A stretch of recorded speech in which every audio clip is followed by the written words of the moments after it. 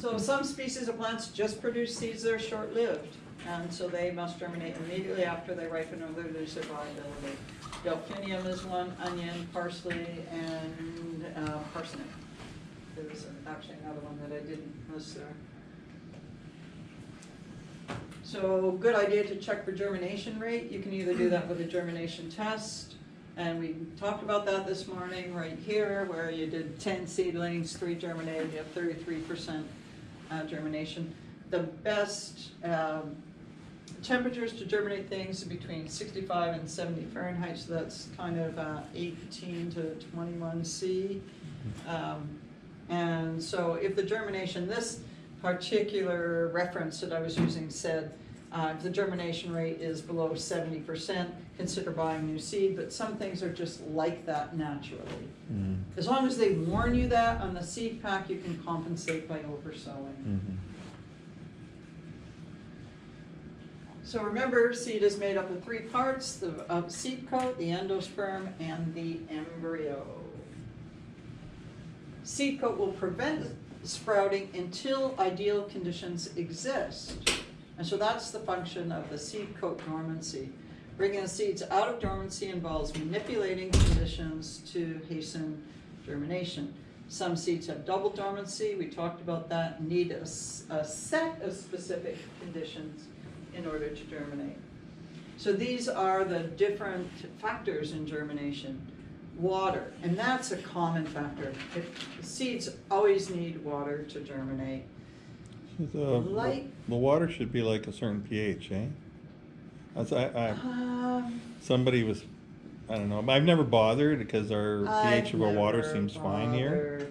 In 20 years at the greenhouse, at never the bothered growing bedding plants, and we never bothered. And we switched from town water to well water that was extremely basic. And I mean, not a big deal.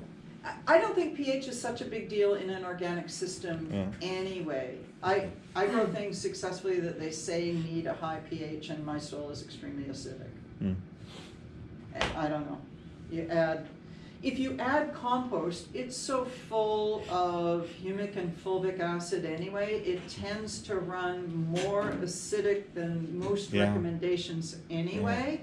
Right.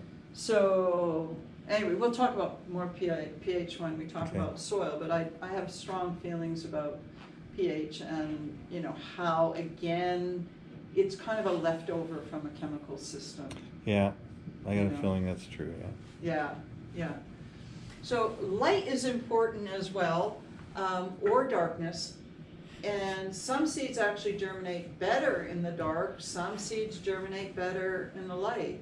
Some seeds germinate better under different day lengths.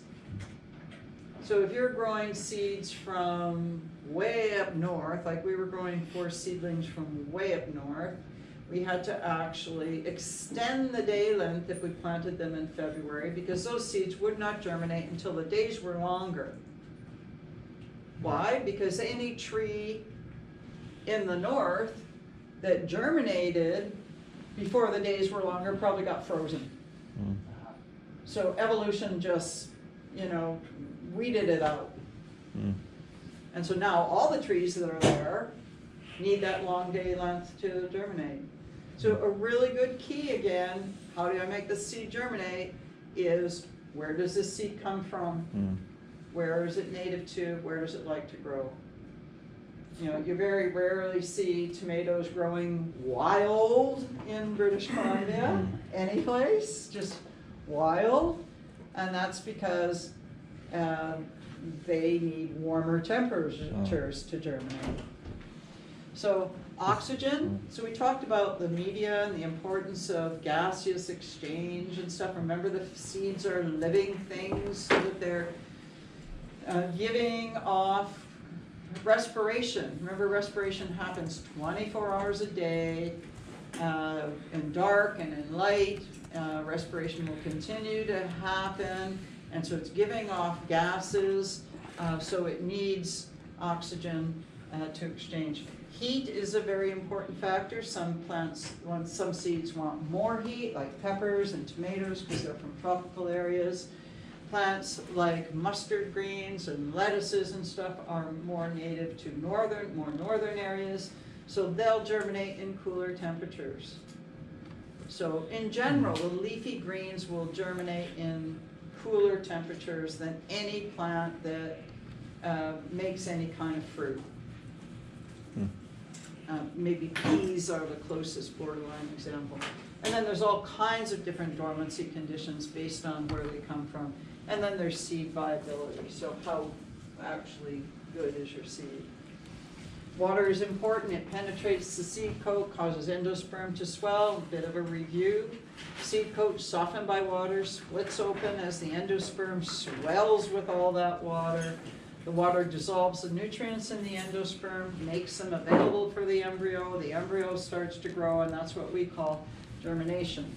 And if the seed dries out any period during the germination, it can die. Light can stimulate or inhibit a seed's germination. If there are any light requirements, generally that are strict light requirements, it should say on the seed packet. In general, fine seeds like to have more light to germinate than bigger seeds. And that's pretty well, I can't offhand think of anything that breaks that rule. So the fairly fine seeds are kind of tricky because you're seeding them on top, but things dry out easily, so you have to ensure that you've covered them with some plastic or something like that, something that lets the light through, but still holds the moisture. And in nature, what would happen is that these seeds would probably just germinate very easily during a rainy period. You know, the plant would have thrown them on top of the soil, and the seeds would just germinate during a rainy period and not at any other time of the year. So light can be important.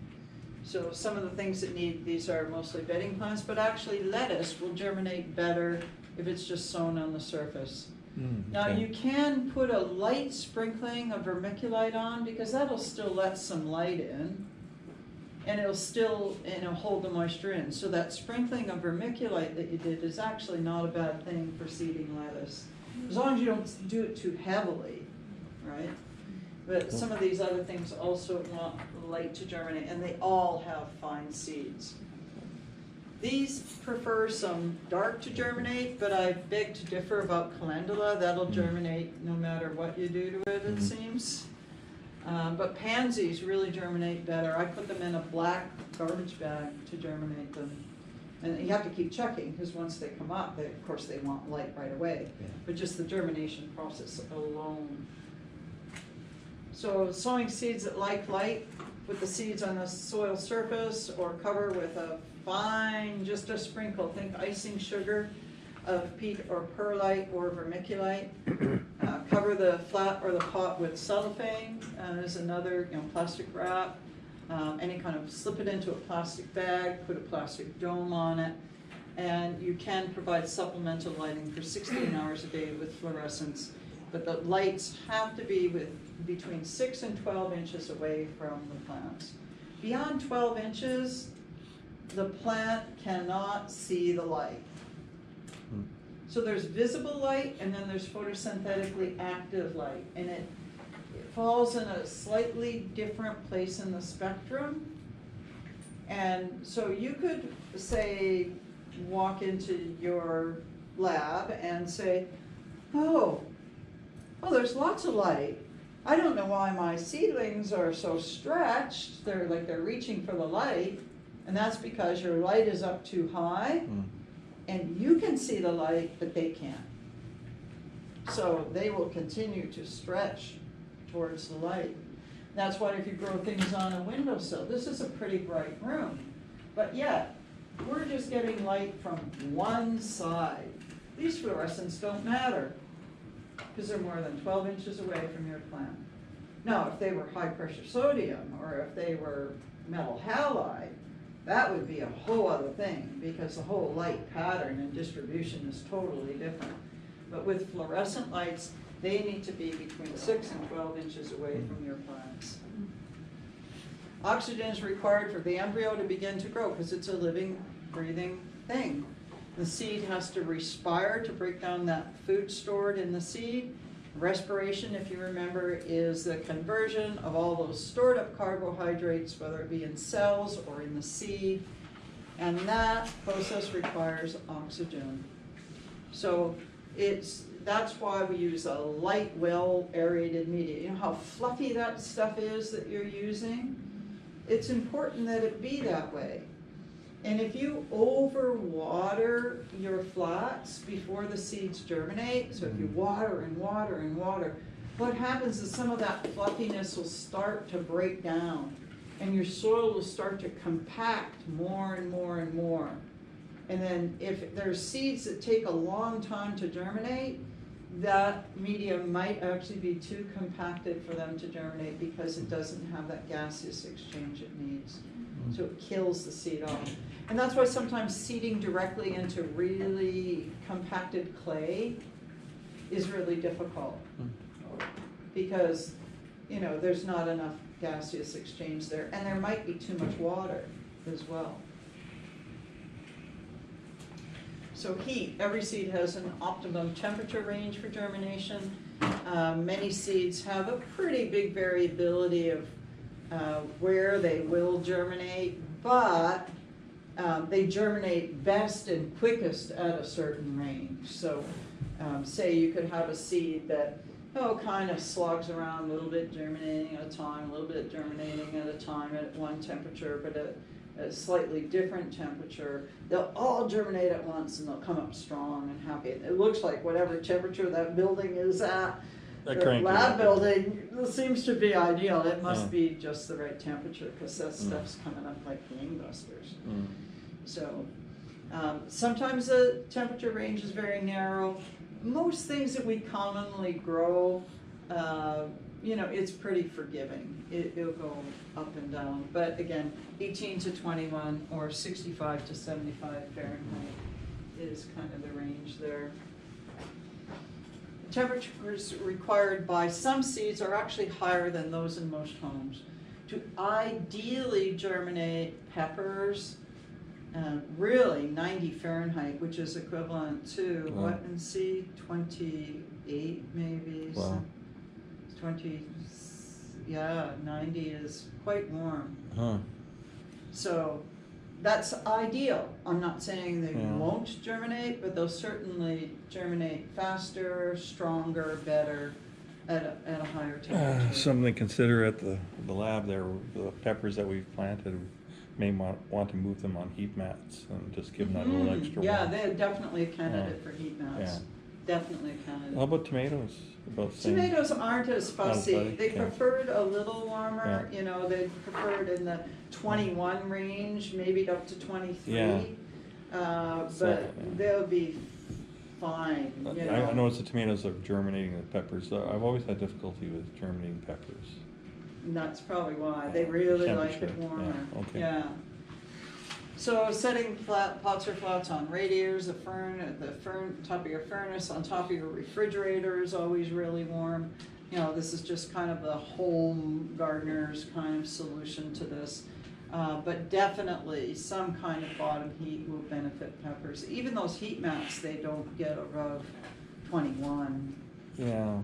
But 21 is better than 18 for peppers. There's we can make a propagation cable at the farm where we can purchase some cable, heat cable, and have a thermostat on it so we can actually control the heat. And you build this kind of a trough, to table with the trough. I can show them. And cool. And you just you put this heat tape in there, and then you fill it with sand, and then you lay all your flats on top of that. And the sand works like heat storage, right? Like thermal mass, and it works fantastic. A whole bunch of those little pads, it's much cheaper and it works. It's more efficient if you do like 100 flats or something like that. It works well, and you can buy the heat cables from West Coast Seed. They sell that. Another trick is some farmers use the compost in the greenhouse. They'll make a big box, a 4x4 box, and fill that with compost, because you need a certain amount of volume to create enough heat. Oh, yeah. And so build this big box filled with a manure, right? Something that's really high in nitrogen and get really hot. And then you put your flats on top of that, and your flats will germinate, and you don't require any electricity. We tried to build an outdoor shower once and we burnt my buddy really bad. Oh, from using compost? Yeah. Yeah. And then Oh. Water lines under compost, a big thing we built in Brazil. Yeah. And then like 3 weeks later, he sent me a picture. He burned himself? Like, oh, you kind of have to leave that on trickle. Yeah, yeah. No, I actually don't have a picture of that. That's cool. We're gonna build one, Yeah, yeah. because it's really a good plan for the greenhouse. Oh, It we were is really talking good about, to have in the when you greenhouse were for here. propagation. We were on hard about how they were. Okay, put it in there. And stuff like What's that. that? The melons, we were just talking about, like, I think you were out of the Thank room you. real quick. Yeah, the melons all came up, like, They all came up and they might get really large. You've got all your construction stuff down there. I've got a bunch of extra lights and a big pile of extra 2x4s. If you Yeah. wanted to build something over in the corner, like just a free floating frame maybe to hang the lights. Yeah. To have like a bigger, What kind of lights do you have? all kinds of lights. Well, I just bought a bunch of fluorescent lights. Oh, no, I mean like 1,000 watts. and Oh, stuff. I yeah. was just thinking something with more heat. Yeah. The bigger Oh. transplants, it might be a good idea. No, I absolutely, I'm looking, I've got some lights, and so, I'll bring them in, and, yeah, we'll do that. I just don't know how much space those melons are gonna take.